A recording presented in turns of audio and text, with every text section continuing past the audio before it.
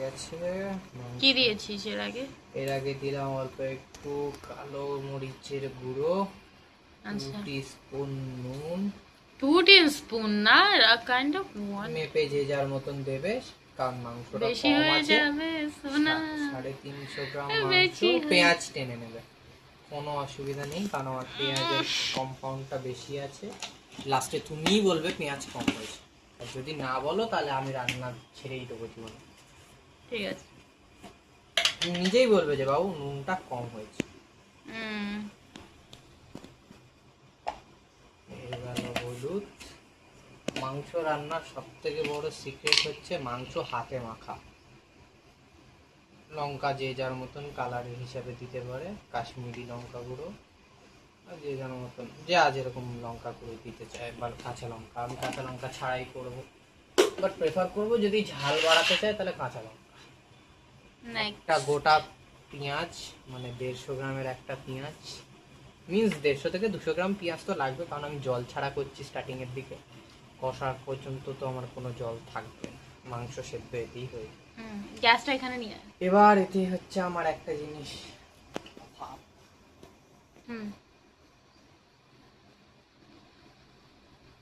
দেওয়া হয়ে গেল তেল।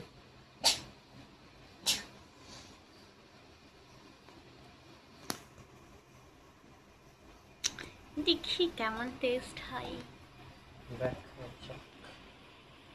তুই তো তুলে তুলেই খাই।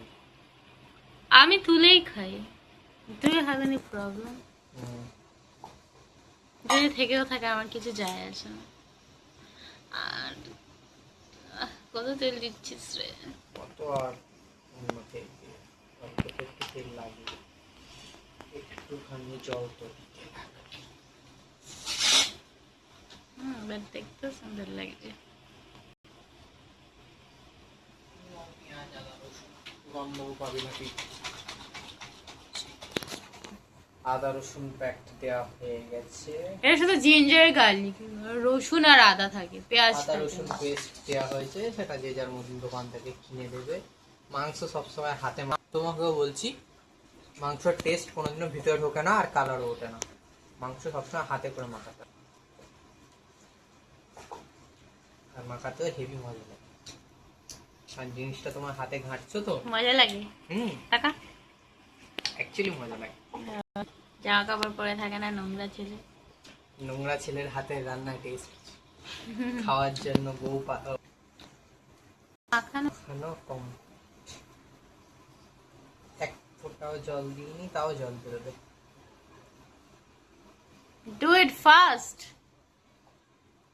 রাতে অত তাড়া দিলে হয় না, সবসময় এত তাড়া কিছু।